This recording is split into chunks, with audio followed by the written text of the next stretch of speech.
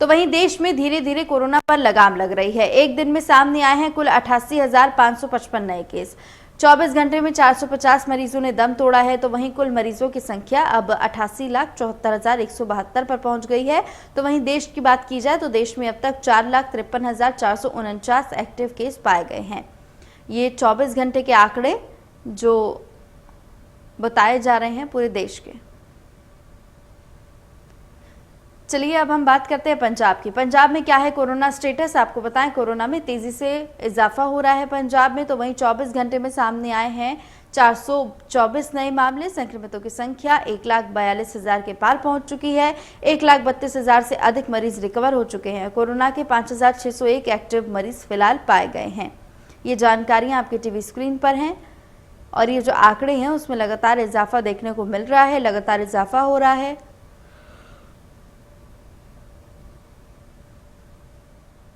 पंजाब में किस तरीके से कोरोना के जो आंकड़े हैं वो बढ़ रहे हैं, ये आपकी टीवी स्क्रीन पर हैं। संक्रमितों की संख्या 1,42,000 के पार पहुंच चुकी है। ये आंकड़ा हम आपको बता रहे हैं, अपडेटेड आंकड़ा है। 1,32,000 से अधिक मरीज रिकवर हो चुके हैं। कोरोना के 5,601 एक्टिव केस फिलहाल पाए गए हैं पंजाब में। तो पंजाब में जो एक्टिव केसेस की संख्या है वो लगातार बढ़ रही है, जो अपने आप में चिंतनीय विषय है कि आखिरकार क्यों जो कोरोना के एक्टिव केसेस हैं वो इतने बढ़ रहे हैं, क्या वजह है इसके पीछे। क्योंकि प्रशासन के तो चाक चौबंद इंतजाम हो रखे हैं, बावजूद इसके ये जो आंकड़े हैं वो लगातार इजाफा हो रहा है उन आंकड़ों में, जो एक चिंतनीय विषय जरूर बन चुका है।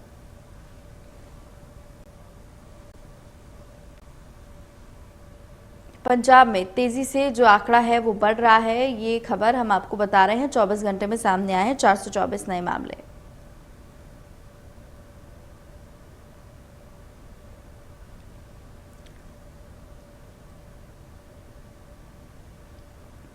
पांच 5,601 एक्टिव केस हैं।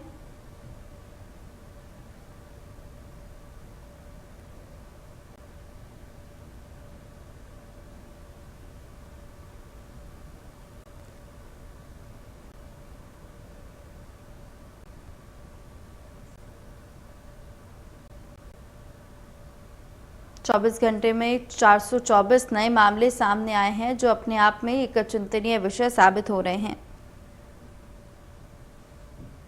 तमाम जानकारी के साथ अनिल भारद्वाज हमारे साथ जुड़ गए हैं, मैं उनका रुख करूंगी। अनिल, क्या कुछ अपडेट आपके पास कोरोना को लेकर? ये जो एक्टिव केसेस इतने ज्यादा बढ़ रहे हैं, इसके पीछे किसकी लापरवाही सामने आई है अभी तक? क्योंकि प्रशासन के जो इंतजाम है वो भी चाक चौबंद हैं।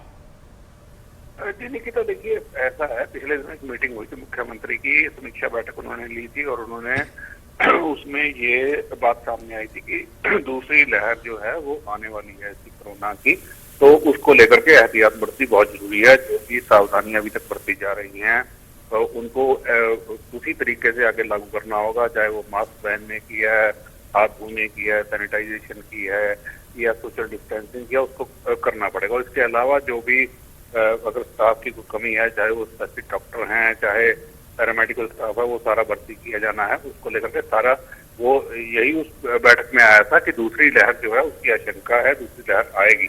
तो उसी के मद्देनजर जो है वो सारी प्रबंध जो है प्रशासन की तरफ से, स्वास्थ्य विभाग की तरफ से किए जाए। लेकिन उसके बावजूद जो 400-300 के आसपास जो केस आ गए थे डेली पॉजिटिव आने का, वो अब 400, 500, 600 तक पहुंच रहे हैं डेली।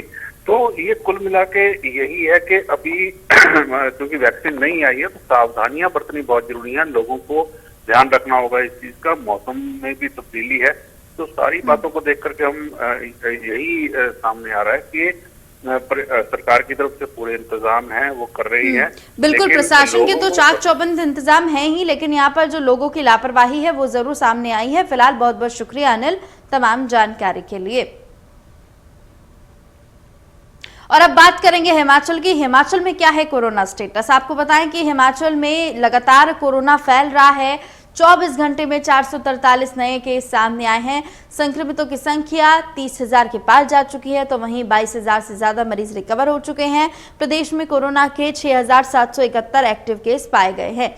ये आंकड़े हम आपको बता रहे हैं। दरअसल हिमाचल प्रदेश के ये आंकड़े जो लगातार कम हो रहे हैं, लेकिन यहाँ पर जो रिकवरी रेट है वो भी बढ़ रहा है और जो वृद्धि हो रही है केसेस में वो भी हो रही है, जिससे रिकवरी रेट को हमेशा से कम आंका जा रहा है।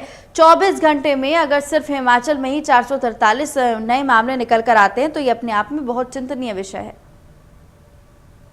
तमाम जानकारी के साथ उमेश हमारे साथ जुड़ गए हैं, उनका रुख करेंगे। उमेश, लापरवाही किसकी कही जाए? हिमाचल प्रदेश में भी इतने आंकड़े बढ़ रहे हैं, जहां हमेशा से प्रशासन अलर्ट मोड पर रहा, लॉकडाउन होने से पहले ही वहां पर लॉकडाउन कर दिया गया था। बावजूद इसके अगर आंकड़े बढ़ रहे हैं तो इसमें लापरवाही किसकी, प्रशासन की या लोगों की?